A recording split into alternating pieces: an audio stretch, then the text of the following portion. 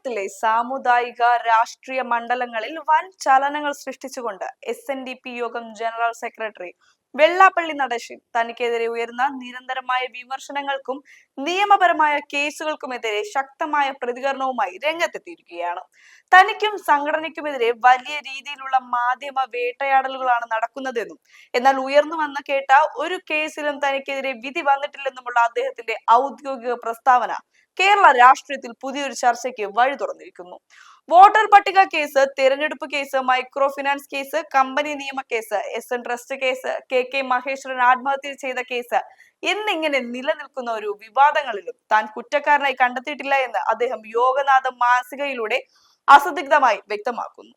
ഈ നിലപാടുകളുടെ രാഷ്ട്രീയ പശ്ചാത്തലം പരിശോധിക്കുമ്പോൾ കേവലം വ്യക്തിപരമായ ഒരു പ്രതിരോധത്തിനപ്പുറം കൃത്യമായ ഭരണഘടനാപരവും സാമുദായികവുമായ അവകാശ സംരക്ഷണത്തിനായുള്ള സന്ദേശമാണ് നേതൃത്വം നൽകാൻ ശ്രമിക്കുന്നത്.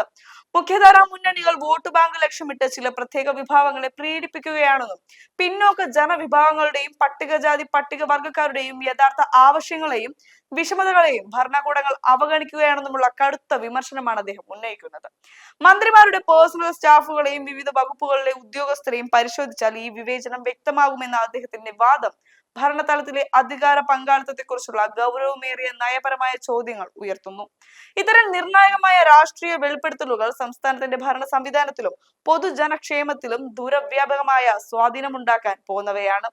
സാമുദായിക സമവാക്യങ്ങളിൽ ഉണ്ടാകുന്ന നേരിയ മാറ്റങ്ങൾ പോലും കേരളത്തിലെ ജനാധിപത്യ തെരഞ്ഞെടുപ്പുകളുടെ ഗതി നിർണ്ണയിക്കുന്നവയാണ് എന്നതിനാൽ ഈ അധികാര വികേന്ദ്രീകരണ ചർച്ചകൾ വരും നാളുകളിൽ നയരൂപീകരണങ്ങളെയും വികസന മുൻഗണനകളെയും സ്വാധീനിക്കും. മാധ്യമങ്ങളുടെ അന്ത്യചർച്ചകൾ പലപ്പോഴും യഥാർത്ഥ ജനകീയ പ്രശ്നങ്ങളിൽ നിന്നും അജണ്ടകളിൽ നിന്നും വഴിമാറി പോകുന്നു എന്ന വിമർശനവും ഉയർന്നു വരുമ്പോൾ കൂടുതൽ സുതാര്യവും ഉത്തരവാദിത്വമുള്ളയായ ഒരു ജനാധിപത്യ സംസ്കാരം കെട്ടിപ്പടുക്കേണ്ടത് അനിവാര്യമായി മാറുന്നു. കേവലം കക്ഷി രാഷ്ട്രീയ താല്പര്യങ്ങൾക്കപ്പുറം ഒരു ജനാധിപത്യ സമൂഹത്തിൽ ഇത്തരം പ്രസ്താവനകളെയും വിമർശനങ്ങളെയും ഭരണഘടനാപരമായ തുല്യതയുടെയും സാമൂഹിക നീതിയുടെയും അടിസ്ഥാനത്തിലാണ് വിലയിരുത്തേണ്ടത്.